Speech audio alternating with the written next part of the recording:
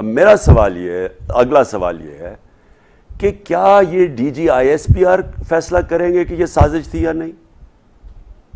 ان کا تو ایک پوائنٹ آف ویو ہو سکتا ہے, وہ فیصلہ تو نہیں کر سکتے. فیصلہ اگر کروانا ہے اس کا, جس طرح پریزیڈنٹ آف پاکستان نے چیف جسٹس کو خط لکھا ہے کہ آپ اس کو پروب کریں, آپ کہہ رہے ہیں مداخلت ہوئی, تو اب کون فیصلہ کرے گا کہ یہ سازش ہے, مداخلت ہے؟ چیف جسٹس کو کیا کریں؟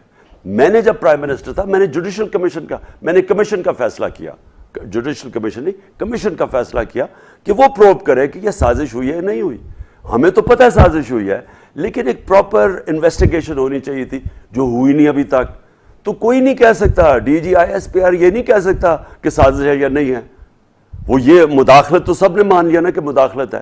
اب وہ مداخلت جو پرائم منسٹر مصدق تھے 1950 کی دہائی میں ایران میں, جب اس نے نیشنلائز کی ایران کی جو سارا جو تیل کی انڈسٹری تھی, تو جو باہر کی قوتیں تھی جس میں امریکہ اور برطانیہ, انہوں نے فیصلہ کیا اس کو گرانے کا. تو اب تو ڈی کلاسیفائی ہو گیا نا, پیپرز ہمارے سامنے ہیں. تو وہ کیا تھا انہوں نے سب سے پہلے میڈیا پہ پیسہ خرچ کیا, میڈیا پہ پیسہ چلا, میڈیا میں اس کو پہلے برا بھلا کیا گیا پرائم منسٹر مصدق کو. پھر انہوں نے اپوزیشن سے مظاہرے کروائے, جس طرح یہ کام پہ ٹانگنے والی جو مارچز کروائیں, اور جس طرح یہ لانگ مارچ, انہوں نے اپوزیشن کو پیسہ دیا, انہوں نے کیا. یہ اب ریکارڈ کے اوپر آئی ہوئی چیزیں. اور پھر انہوں نے ان کو لوگ خریدے جو پرائم منسٹر مصدق کی پارٹی کے لوگ تھے, ان کے اوپر پیسہ چلا. تو کیا یہ یہاں نہیں ہوا؟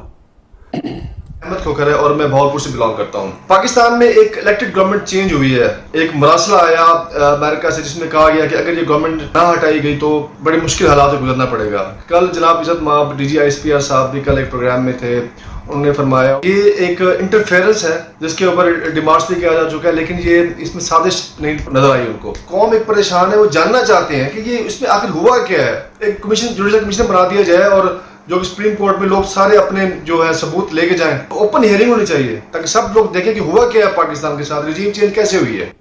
دیکھیں, پہلے تو جو فیکٹس ہیں جن کو کوئی ڈینائی نہیں کر سکتا, یعنی کوئی بھی ان کی تردید نہیں کر سکتا. 7 مارچ کو ڈونلڈ لو پاکستان ایمبیسی میں ایک آفیشیل میٹنگ میں بیٹھتے ہیں اور پاکستان امبیسڈر کو کہتے ہیں کہ اگر عمران خان کو آپ نے پرائم منسٹرشپ سے نہ ہٹایا, یہ نو کانفیڈنس کی جو موشن آ رہی ہے, تو پاکستان کو بڑے فیس کرنا پڑے گا, بڑی مشکلات کا دھمکی دیتا ہے, اور اگر اس کو ہٹا دیا گیا تو پاکستان کو معاف کر دیا جائے گا. یہ فیکٹ ہے. یہ پاکستان کے امبیسڈر جو وہاں تھے انہوں نے کنفرم, انہوں نے یہ جو سائفر ہے, سائفر کا مطلب کہ یہ وہ جو مراسلہ ہے یہ آفیشیل بھیجتے ہیں امبیسڈر سیکرٹ کوڈڈ میسج میں, جس کو سائفر کہتے ہیں, فارن آفس کو. اور پھر میں پرائم منسٹر میرے پاس آتا ہے, ایک جاتا ہے پریزیڈنٹ آف پاکستان کے پاس, اور ایک کیونکہ president of Pakistan supreme commander ہیں ساری فورسز کے, اور پھر جاتا ہے ایک ملٹری قیادت کے پاس. تو میرے پاس جب یہ آیا تو یہ تو اس میں کیا تھا, اس میں یہ تھا کہ عمران خان کو ہٹاؤ. پرائم منسٹر میں تھا, تو کس کو یہ حکم دیا جا رہا تھا ہٹانے کو؟ میں تو فارن آفس تو میرے نیچے ہے, امبیسڈر تو میرے نیچے ہے.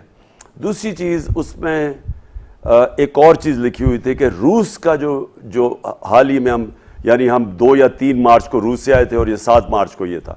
تو روس کا جو دورہ تھا اس میں یہ لکھا ہوا تھا کہ صرف عمران خان نے خود فیصلہ کیا تھا, اور جب پہ امبیسڈر نے اس کی تردید کی اس نے کہا یہ سب سٹیک ہولڈرز کا فیصلہ تھا. اور پھر یہ 7 کو آتا ہے, 8 کو نو کانفیڈنس ٹیبل ہو جاتا ہے نیشنل اسمبلی میں, اور اس کے بعد ہمارے وہ اتحادی اور ہمارے جو اپنے ممبرز پارلیمنٹ تھے ان کو ایک دم لگتا ہے کہ اوہو یہ تو جناب بہت بری حکومت ہے, ہم نے تو اس حکومت کو چھوڑنا, ہم نے تو ایک دم ان کو یہ چیز یاد آ جاتی ہے. اور ہمارے جو بیک بینچرز ہیں جس میں یہ لوگ پہلے امریکن ایمبیسی میں جا کے, ہمارے پاس پورا ریکارڈ ہے, یہ امریکن ایمبیسی بھی جایا کرتے تھے, یہ 3-4 جو سب سے پہلے لوٹا ہوئے, تو انہوں نے ایک دم ساروں نے فیصلہ کیا کہ پارٹی گورنمنٹ گرانے کا اور چھوڑنے کا. اب سوال یہ ہے کہ جب 2 سال پہلے جو 2 سال تھے جب ہماری اکانومی کا برا حال تھا, بینکرپٹ اکانومی ملی, IMF میں جانا پڑا, IMF نے ایسی کنڈیشنز لگائیں, لوگوں کو مشکلوں کا سامنا کرنا پڑا, بہت مشکل تھی. پھر کرونا آ گئی اگلے سال, تو 2 سال تو ہمارے بڑے مشکل تھے. تو اگر انہوں نے چھوڑنی تھی پارٹی تو تب جانا چاہیے تھا. لیکن آخری 2 سال میں, پچھلے 30 سال میں, وہ پاکستان کے وہ سال تھے جس میں ہم نے سب سے تیزی سے ترقی کی ہے. ہماری ڈیولپمنٹ, ہمارا اکنامک گروتھ ریٹ جو 5.6 اور 6% تھا, یہ 2 کنزیکٹیو سالوں میں تو بہت اچھا تھا. ہماری انڈسٹری گرو کر رہی, ہماری ٹیکسٹائل کی ریکارڈ پروڈکشن, ہماری ایکسپورٹس ریکارڈ, ہماری وہ جو tax collection record, remittances record, سب سے زیادہ ڈالرز آ رہے تھے پاکستان میں. تو اور زراعت کے اندر تیزی سے آگے بڑھ رہا تھا, یعنی ریکارڈ بمپر کراپس ہوئی جو ہم نے ان کے لیے ٹرانسفارمیشن پلان دیا تھا اپنے ایگریکلچر کا, اس کی بڑا ایک دم ہمارا سارا کسان اٹھ گیا. تو اس ٹائم پہ جب پاکستان آگے جا رہا تھا تب ان کو کیوں خیال آیا چھوڑنے کا؟ اب میرا سوال یہ ہے, اگلا سوال یہ ہے کہ کیا یہ DGISPR فیصلہ کریں گے کہ یہ سازش تھی یا نہیں؟ ان کا تو ایک پوائنٹ آف ویو ہو سکتا ہے, وہ فیصلہ تو نہیں کر سکتے.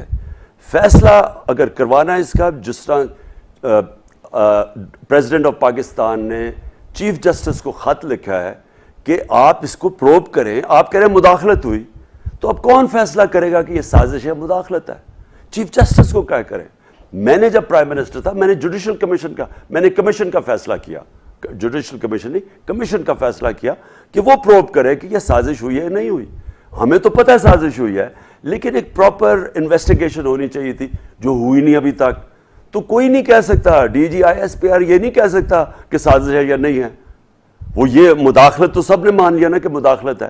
اب وہ مداخلت جو پرائم منسٹر مصدق تھے 1950 کی دہائی میں ایران میں, جب اس نے نیشنلائز کی ایران کی جو سارا جو تیل کی انڈسٹری تھی, تو جو باہر کی قوتیں تھی جس میں امریکہ اور برطانیہ, انہوں نے فیصلہ کیا اس کو گرانے کا. تو اب تو ڈی کلاسیفائی ہو گیا نا, پیپرز ہمارے سامنے ہیں.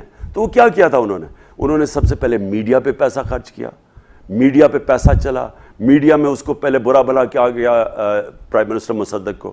پھر انہوں نے اپوزیشن سے مظاہرے کروائے, جس طرح یہ کام پہ ٹانگنے والی جو مارچز کروائیں, اور جس طرح یہ لانگ مارچ, انہوں نے اپوزیشن کو پیسہ دیا, انہوں نے کیا. یہ اب ریکارڈ کے اوپر آئی ہوئی ہیں چیزیں. اور پھر انہوں نے ان کو لوگ خریدے جو پرائم منسٹر مصدق کی پارٹی کے لوگ تھے, ان کے اوپر پیسہ چلا. تو کیا یہ یہاں نہیں ہوا؟ تو کون فیصلہ کرے گا کہ سازش ہے نہیں؟